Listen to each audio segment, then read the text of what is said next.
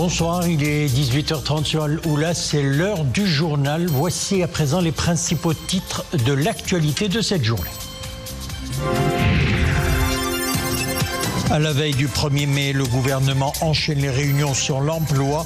Le comité interministériel sur l'emploi a tenu aujourd'hui sa 3e réunion. Une réunion dédiée à la formation professionnelle qui a dégagé un certain nombre de réformes. Présentation à Madrid des opportunités d'investissement au Maroc. Acteurs économiques majeurs des secteurs publics et privés des deux pays se sont retrouvés dans la capitale espagnole lors de la conférence Morocco Now, une rencontre de haut niveau où les entreprises espagnoles sont invitées à saisir les nombreuses opportunités d'investissement qu'offre le Maroc dans divers secteurs. Et puis nous irons en fin de journal à la découverte d'un monument architectural authentique qui se dresse au cœur des luxuriantes palmeraies d'Aka, à quelques kilomètres de la ville de Tata. La mosquée Agadir Amrar, un site religieux qui remonte à l'ère saadienne, un monument historique qui contribue aujourd'hui grandement au développement de l'activité touristique de la région. Sur haute instruction de Sa Majesté le roi Mohamed VI, le ministre des Affaires étrangères de la coopération africaine et des Marocains résidant à l'étranger, Nasser Bourita, a reçu aujourd'hui Mohamed Ali Tamim, vice-premier ministre irakien, ministre de la planification, émissaire du président de la République d'Irak, son Excellence M. Abdelatif Jamal Rachid, porteur d'un message écrit au souverain.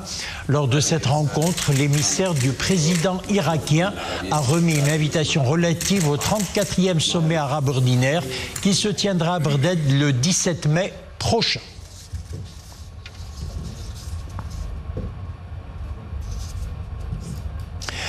Le comité interministériel sur l'emploi a tenu aujourd'hui à Rabat sa 3e réunion sous la présidence du chef du gouvernement.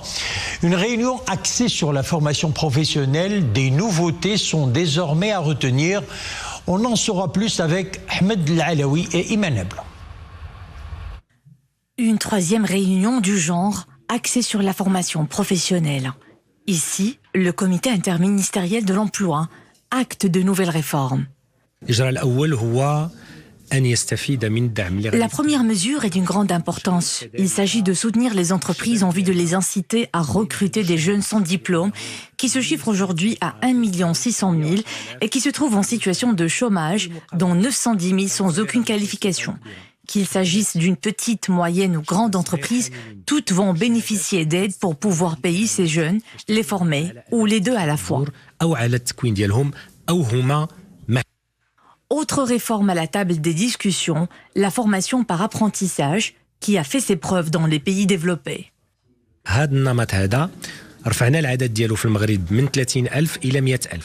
La formation par apprentissage se développe dans notre pays. De 30 000 stagiaires, nous en sommes aujourd'hui à 100 000. Nous avons eu tout un débat à ce sujet, notamment sur l'encouragement des entreprises à adopter ce système qui consiste à assurer une formation entre 6 mois à 2 ans au sein même de l'entreprise.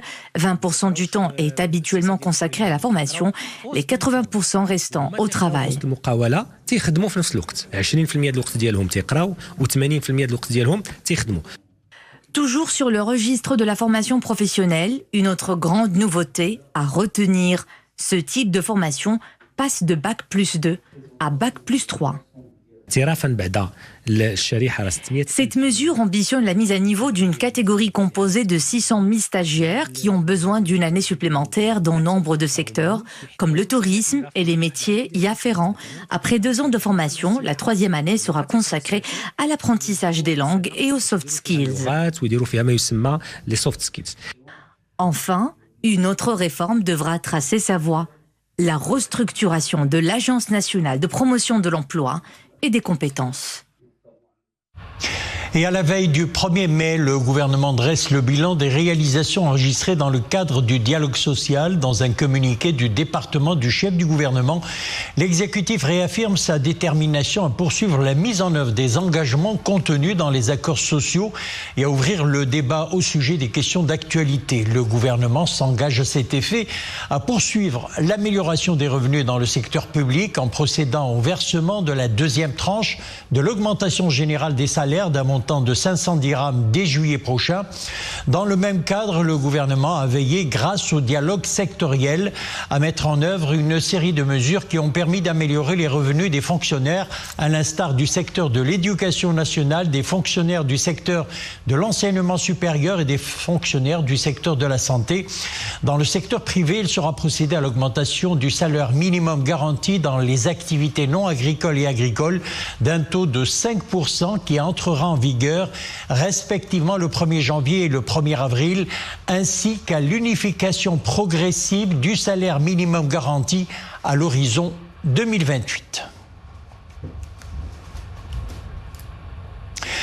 L'Organisation africaine des institutions supérieures de contrôle des finances publiques aura son siège à Rabat. L'accord a été signé aujourd'hui par le ministre des Affaires étrangères, de la coopération africaine et des Marocains résidant à l'étranger, Nassar Bourita, et la secrétaire générale de l'Organisation africaine des institutions supérieures de contrôle des finances publiques, premier président de la Cour des comptes, Zineb El Adawi.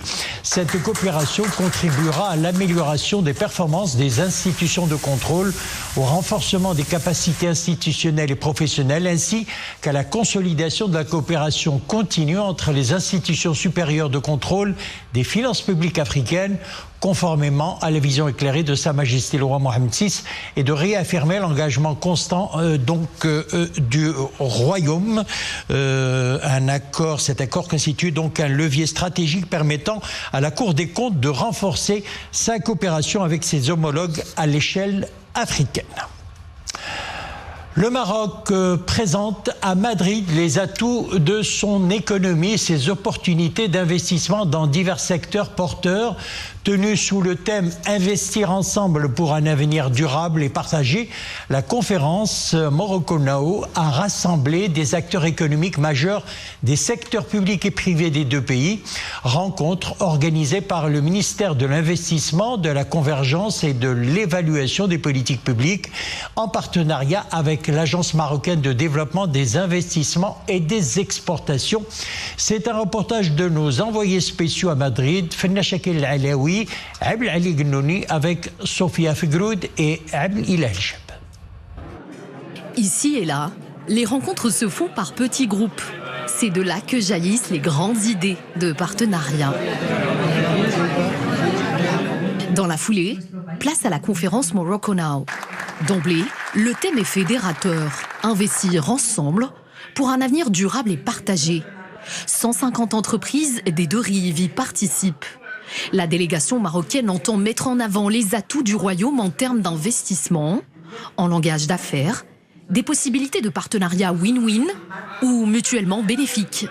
Sous la vision éclairée de Sa Majesté le roi Mohammed VI, que Dieu l'assiste, il y a une véritable stratégie de co-développement sud-sud sur l'Afrique qui représente énormément d'opportunités pour les opérateurs espagnols qui voulaient comprendre concrètement comment travailler avec des opérateurs marocains.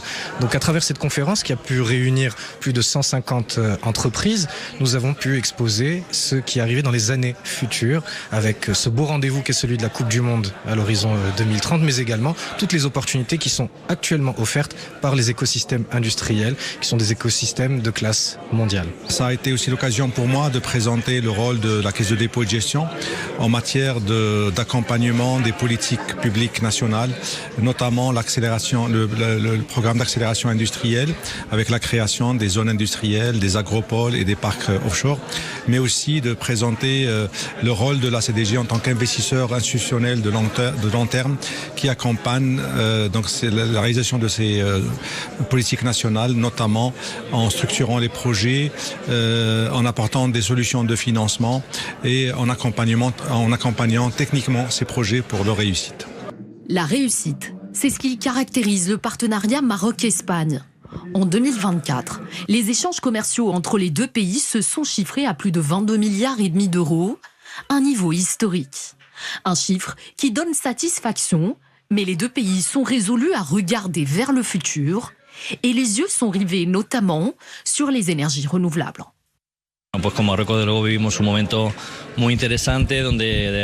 Nous vivons un moment intéressant avec le Maroc. Il faut profiter au maximum de ces liens historiques et culturels qui nous unissent. D'un point de vue commercial et économique, il existe des synergies dans le domaine énergétique où l'on peut tirer des avantages en commun. En tant qu'entreprise opérant dans l'énergie, nous sommes ouverts pour explorer de nouvelles opportunités. Les deux pays sont engagés à approfondir leur coopération. La feuille de route est déjà tracée dans des domaines clés tels que l'économie et la durabilité. Le Maroc est aujourd'hui le 3e partenaire commercial de l'Espagne hors Union européenne et la première destination des investissements espagnols en Afrique. Et il y a un événement qui va propulser cette coopération vers de nouveaux seuils historiques. Ce sont des relations privilégiées et les entreprises espagnoles y jouent un rôle central en participant aux chantiers stratégiques du Maroc. Il y a par exemple le développement des infrastructures, surtout celles liées à l'organisation de la Coupe du Monde 2030. Il y a aussi le traitement des eaux et la production des énergies renouvelables. Donc des événements comme celui-ci soulignent l'engagement tant au niveau des entreprises des deux pays qu'au niveau des institutions. Avec ces infrastructures de classe mondiale, une main-d'œuvre jeune et hautement qualifiée et les nombreuses opportunités d'investissement dans plusieurs secteurs stratégiques, le Maroc s'impose comme une destination privilégiée pour les acteurs économiques. Avec la conférence Morocco Now, le message est clair. Le futur des investissements au Maroc se joue maintenant. L'actualité internationale, nous l'entamons depuis La Haye par cet appel de la France qui presse Israël à lever sans délai le blocage de l'aide vers Gaza. Le représentant de l'Hexagone auprès de la Cour internationale de justice a estimé que l'aide humanitaire doit parvenir massivement à Gaza. Les restrictions à son accès doivent être levées sans délai, dit-il. Il a également plaidé pour l'ouverture d'un ensemble des points de passage pour faciliter le travail des acteurs humanitaires. Nous restons dans la région où des affrontements à caractère confessionnel entre des groupes armés liés au pouvoir en Syrie et des combattants druzes se sont étendus aujourd'hui aux environs de Damas, faisant 13 morts. Selon une source du ministère de la Santé, des groupes hors la loi ont pris pour cible les civils et les forces de sécurité dans la région de Sehnega. Ces affrontements qui interviennent après les massacres qui ont fait quelques 1700 morts début mars sur le littoral illustre les défis auxquels fait face le nouveau pouvoir qui s'est engagé à protéger les minorités dans ce pays multiconfessionnel. On revient chez nous et on parle à présent de météo et des couleurs du ciel. Des averses orageuses entre 25 et 50 mm sont prévues demain de 10h à 23h dans les provinces de Tinrir, Rachidia, Ouarzazate, Midelt et Zagora, précise la Direction générale de la météorologie dans un bulletin d'alerte de vigilance orange. Et puis de fortes rafales de vent entre 75 et 90 km/h avec chasse poussière locale souffle depuis 13h aujourd'hui jusqu'à 20h ce soir sur les provinces de Figuig, Jarada, Boulmen, Rachidia, Midelt et Tinrir, un phénomène qui persiste jusqu'à demain. Finale CAN féminine futsal. Et là, nous passons au sport. Maroc-Tanzanie, c'est ce soir. Match programmé à la salle couverte du complexe sportif Prince Moulay Abdallah à 20h. Les Lionnes de l'Atlas tenteront de décrocher le titre de la première CAN féminine de futsal. Arrivé aujourd'hui à Rabat, le président de la Confédération africaine de football, Patrice Motsepe, assistera d'ailleurs à la rencontre. Et à son arrivée à l'aéroport Rabat-Salé pour assister à cette finale et concernant la prochaine CAN, Patrice Motsepe a déclaré que la prochaine édition de la CAN 2025 qu'abritera le Maroc sera la meilleure célébration du football dans le continent. Nous l'écoutons. I want to thank the people of Morocco and also thank His Majesty. Je remercie Sa Majesté le Roi, que Dieu l'assiste, et le peuple marocain pour tous les efforts déployés au service du football africain. Le Maroc nous a donné les meilleurs leaders. En témoigne l'élection récente de M. Fawzi El Kjak comme premier vice-président de la CAF. Je suis convaincu que nous avons choisi le meilleur vice-président. Tout le continent en est convaincu. Les partenariats entre les gouvernements africains dans ce domaine sont d'une grande importance.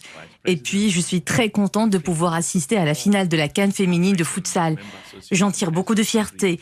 C'est une nouvelle ère qui s'ouvre au football africain, ce jeu collectif qui rassemble et unit les peuples de notre continent.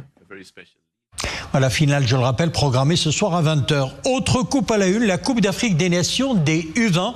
Les Lionceaux de l'Atlas sont en quête d'un deuxième titre sacre africain. Ils entreront en lice dès demain au Caire. Les Lionceaux de l'Atlas sont animés par l'ambition d'emboîter le pas à leur cadet U17, sacré champion d'Afrique à domicile. Il y a moins de 2 semaines, l'équipe nationale entame son parcours dans cette CAN contre le Kenya avant de croiser le fer avec son homologue du Nigeria 3 jours plus tard. Elle sera ensuite opposée à la Tunisie le 7 mai pour le compte de la 3e et dernière journée du groupe B.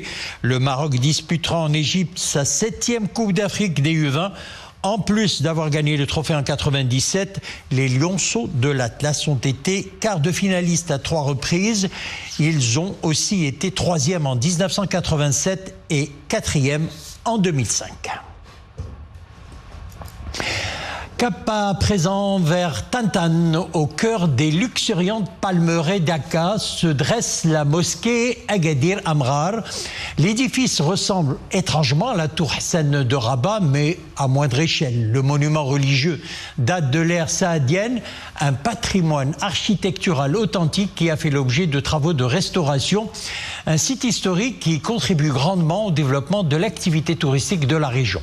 Hijb Tamek, Yassil Mazi, Hanan Chamrach et Mariam El-Messi.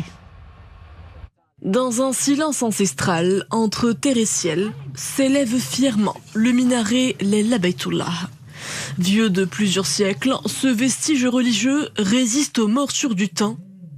S'il ne sonne plus l'appel à la prière, le minaret demeure pour les habitants d'Aka, le cœur battant de la palmeraie. C'est la deuxième fois on passe par Akka, mais c'est la première fois qu'on arrête. On était sur le camping ici, le grand camping.